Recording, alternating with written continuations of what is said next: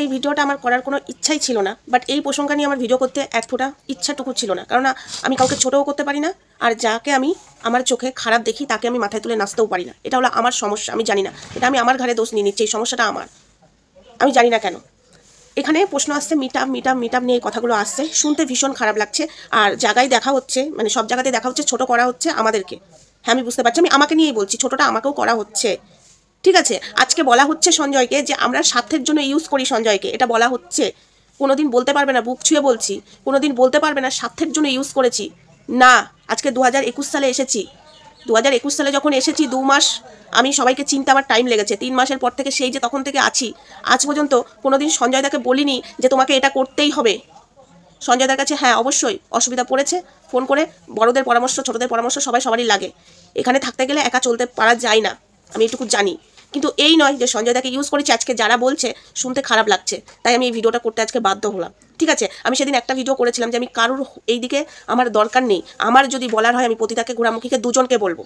আমি অনেকে ঘোড়ামুখীকে বাহবা দিচ্ছে, অনেকে পতিতাকে বাহবা দিচ্ছে, আমি দিতে পারবো না। এরা হলো দুটোই দোগলামো করে আজকে এই জায়গাতে। ঠিক আছে, আজকে এরা ইউজ করেছে সঞ্জয়দাকে, তাই আমি দুটোকেই দেবো। আমি এইভাবে ভিডিও নামাই, এটা আমার স্বভাব। আর আমি যাকে একদম দেখতে পারি না তাকে আমি মাথায় তুলে নাচতে পারি না। সঞ্জয়দাকে আমাদেরকে যেভাবে যারা অপমান করেছিল আজকে বলতে বাধ্য হচ্ছি, যখন কুলাঙ্গার হ্যান নোংরা ভাষা, আজকে এই যে ঘোড়ামুখী নোংরা নজর দিয়েছিল সঞ্জয়ের দিকে, তাকে কি মাথায় তুলে কোনোদিন নাচতে পারবো? আমি অন্তত পারবো না। পতিতা সঞ্জয়ের বউকে যেভাবে নোংরা কথা বলেছে, তাকে কি মাথায় তুলে আমি নাচতে পারবো? আমি পারবো না। জানি না, এটা আমার হয়তো স্বভাব, আমি বলতে পারছি না, এটা হলো আমার হ্যাবিট। কেন হচ্ছে আমি জানি না, অনেকে হয়তো ক্ষমা চাওয়ার পরে মাথায় তুলে নাচতে পারছে, আমি নাচতে পারবো না। কিন্তু আজকে প্রশ্নটা আসছে মিট আপ নিয়ে, মানে এখানে ছোট করা হচ্ছে। তো এই ছোটটা আমি তো মেনে নিতে পারছি না, কারণ আমি জানি, আমি এখনও সকালবেলায় বলতে বসলাম যে আমি জানি আমি কেন যাইনি। বাহানা, ওখানে যে তোমরা সবাই কমেন্ট করছো, আর একই এটা তো বলেই দিল তোমার প্রিয় দিদিরা কোথায় ছিল। দেখো, প্রিয় হতে চাই না, দিদির জায়গাটা দিয়েছে ওটাই। হ্যাঁ সঞ্জয়দা আমরা দাদা বলি, ব্যাস। প্রিয় হতে চাই না, প্রিয় তোমরা হও, আমার প্রিয় হওয়ার দরকার নেই। কিন্তু ছোট করা হচ্ছে, এটা শুনে খারাপ লাগছে। নিঃস্বার্থভাবে না, আজকে এই জায়গায় নিঃস্বার্থভাবে ভালোবেসে এই জায়গাটায় ছিলাম, নিঃস্বার্থভাবে। কোনো স্বার্থ আমার কিন্তু কোনো দিন ছিল না। আমি কথা বলতে পারি না, অনেক কিছু শোনা হয়, আমি অনেক কিছু জানি, কিন্তু আমি কোনো দিন কাউকে কিছু বলিনি। নিঃস্বার্থভাবে এই জায়গায় দাঁড়িয়ে আজকে ভালো সঞ্জয়দাকে বাসি বলেই তোমাদেরকে ক্ষমা করতে পারছি না। আজকে যে ভয়েসটা নিয়ে খেলা শুরু করেছে, আমি কিন্তু এটা নিয়ে মাথামাতি করিনি। আমি প্রথমেই ভেবেছিলাম যে ওটা ওই যে প্রদীপ বাবুরই গলা, তোমরাও তো ভাবছো এই গলাটা প্রদীপ বাবুরই। সঞ্জয়দা কালকে ক্লিয়ার করেছে, তোমরা নিজেও দেখেছো, ওটা প্রদীপ বাবুরই গলা মনে হয়েছিল, সবার তো মনে হয়েছিল। কিন্তু এখানে কথায় বলা হচ্ছে সঞ্জয়দাকে ইউজ করছি, তোমাদের ধারণা যে প্রদীপ বাবুর হয়ে কথা বলছে, সেখান থেকে আমরা ফোকাস সরিয়ে দিচ্ছি। একদম নয়, যার কন্টেন্ট তার কাছে, তাই বলে আমাদের সম্পর্ক ভেঙে যাবে এটা কিন্তু নয়। কিন্তু তোমাদের জন্য সম্পর্কটা ভাঙার জায়গায় চলে এসেছে।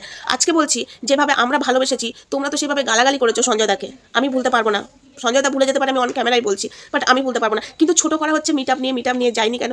যায়নি নিজেদের কারণ ছিল, তাই নিজেদের কারণ ছিল বলে যায়নি। এটা মানে ইচ্ছা করে যায়নি এটা কিন্তু নয়। আমাদের ওর সংক্রান্তির আগের দিন আমাকে তো ওখান থেকে আসতে হবে, কাছে তো নয়। যারাই গেছো মোটামুটি ওখানে কাছে, কিন্তু আমাদের কাছে ছিল না। আর ওটা যদি মিট আপটা যদি ওই ডেট না থেকে অন্য ডেটে যদি ঘোরাঘুরি করতো, নিশ্চয়ই আমরাও যেতাম। আর এই মিট আপটা চেঞ্জ করার কোনো মানেই ছিল না, কারণ ও ওই দিনেই ডেট রেখেছিল, আর সঞ্জয়দাকে ওই দিনেই যেতে হবে। এখানে তো সঞ্জয়দাকে আমরা জোরও করতে পারি না যে না মিট আপটাই তুমি পরে করো। এটা তো আলাদা একটা মিট আপ ছিল না, এই মিট আপটা পুরোটাই আলাদা ধরনের মিট আপ ছিল, কিন্তু সেখানে কথা শুনতে হয়েছে। ঠিক আছে, শুনেই যাচ্ছি। বিশেষ করে আমাকে টার্গেট করা হচ্ছে, ধরিত্রীকে। আরও তোকে যায়নি মিট আপে, মুনমুন্দিও যায়নি, মুনমুন্দিকেও টার্গেট করা হচ্ছে। ঠিক আছে, তোমরা যেভাবে কমেন্ট করছো, ছোট করছো মিট আপে, তোমাকে যদি ভালোই বাসতো তাহলে ঢাল হয়ে সেদিন তোমার এই প্রিয় দিদিরা যেত। তোমরা কি করে বলছো ভালোবাসিনি? আজ পর্যন্ত বলতে পারবে একটা সঞ্জয়ের এগেনস্টে কোনোদিন ভিডিও করেছি? আরে আমরা তো এই জায়গাতেই ছিলাম, এখানেই ছিলাম। ঠিক আছে, আমাদেরকে ছোট করছো কিসের জন্য? আজকে এই মিট আপ নিয়ে যে ধরনের কথাবার্তাগুলো বলা হচ্ছে, সঞ্জয়দা জানে কেন যায়নি। আর যেদিন মিট আপের কথা সঞ্জয়দা ফার্স্ট বলে, আমি জোর গলায় বলেছিলাম হ্যাঁ আমি যাবো। যখন আমি জানতে পারলাম ওই ডেটটা, ওই বাংলার পৌষ মাসের ডেটটা ওই দিনে পড়ছে, তখন আমি পিছিয়ে গেলাম। শুধু আমি যেতাম না, আমার বড় যেত। কিন্তু ছোট করছো তোমরা, বন্ধ করো। ঠিক আছে, আর সঞ্জয়দাকে কোনো দিক থেকে ফোকাস সরাচ্ছি না। সঞ্জয়দা আর যেটা ন্যায্য সেটাই মনে হচ্ছে। সঞ্জয়দা বাচ্চা নয় যে সঞ্জয়দার মাথা খাচ্ছি আমরা। আমি তো এই কারণে ফোন করাও বন্ধ করে দিচ্ছি, দরকার ছাড়া আমি ফোন করি না, এই কারণে। মাথা কেউ কারোর খায় না। আর আমি নিঃস্বার্থভাবে আমি এখন একটাই কথা বলছি, আমার যাই হয়ে যাক, আমি বাই ক্যামেরায় সঞ্জয়দার সাথে মিটাবো যদি কোনোদিন হয়েও থাকে, কিন্তু সামনে এসে আমি পারবো না, কারণ আমি সঞ্জয়দাকে খুব ভালোবাসি।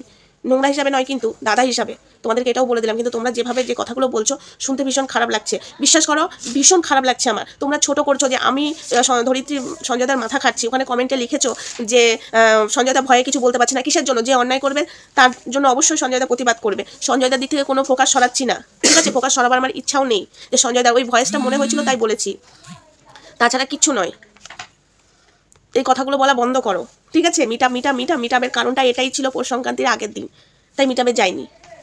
এটা যদি পরে হতো অবশ্যই যেতাম। খারাপ লাগছে শুনতে, এখান থেকে না খারাপ লাগছে, কারণ সঞ্জয়দাকে আমরা ভালোবাসি। তো যাই হোক, একটা ফোন চলে এসেছিলো।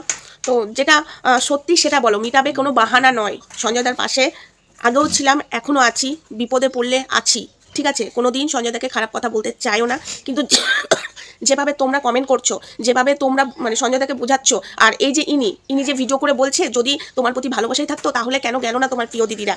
আমাদেরকে হিট করে বলছে তুমি তো জানো না, তুমি তো এতদিন সঞ্জয়ের গোষ্ঠীর ষষ্ঠী পুজো করেছো, আজকে তুমি সঞ্জয়ের কাছে ভালো সাজতে চাইছো, ঠিক আছে? হ্যাঁ, আমি রিম্পাকেই বলছি, যাকে তোমরা খ্যাকশিয়াল বলে চিনতে, হ্যাঁ তাকে সেই রিম্পাকেই বলছি। আর এই যে পতিতা মানে লালবাগের মাসি, হ্যাঁ মাসিকেও বলছি, তুমি যেভাবে বললে যে মানুষটা ভালো, তার মাথা খাচ্ছে কে?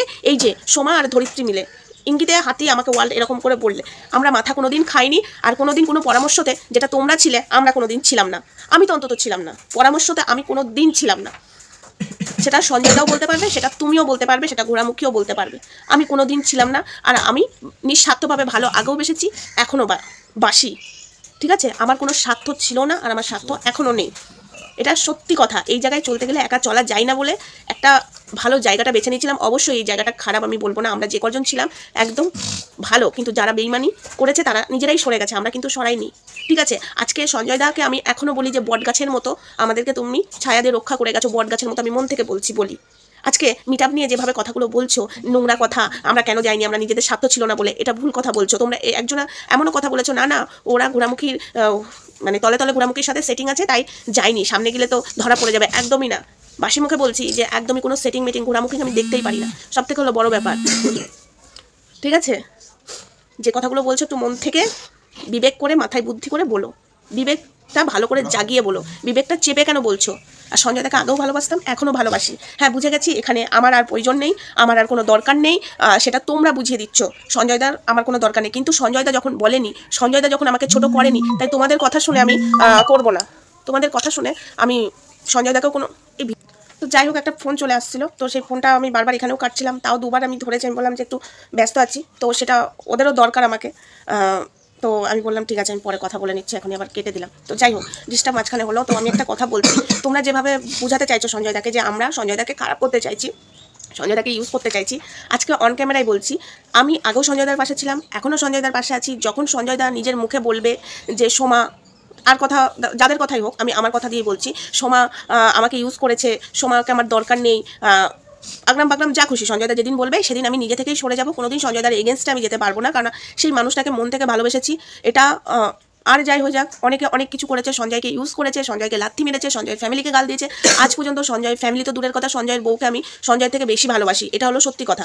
আজকে আমি বলতে বাধ্য হচ্ছি, তাই জন্যই হয়তো যারা গালাগালি করেছে সঞ্জয়দা ভুলে গেছে, বাট আমি ভুলতে পারছি না, এটা হলো আমার স্বভাব, আমি জানি না কেন ভুলতে পারছি না। তো সেদিন যখন সঞ্জয়দা নিজের মুখে বলবে সেদিন আমি নিজে থেকেই এই প্রসঙ্গ থেকে কিচ্ছু বলবো না। কিন্তু বিনা কারণে মিটআপটা নিয়ে যেটা জলঘোলা হচ্ছে, ওই মিটআপে অনেকেই যায়নি, অনেকেই সঞ্জয়ের প্রিয় দিদি, শুধু আমি, মিলি, ধরিত্রী, মুনমুন, বিশাখা, এরা শুধু প্রিয় দিদি না, আরও অনেকেই প্রিয় দিদি সঞ্জয়ের স্পেশাল কোনো প্রিয় দিদি না, সঞ্জয়ের সবাই প্রিয় দিদি, ঠিক আছে? এটা আশা করি তোমাদেরকে ক্লিয়ার করে দিলাম।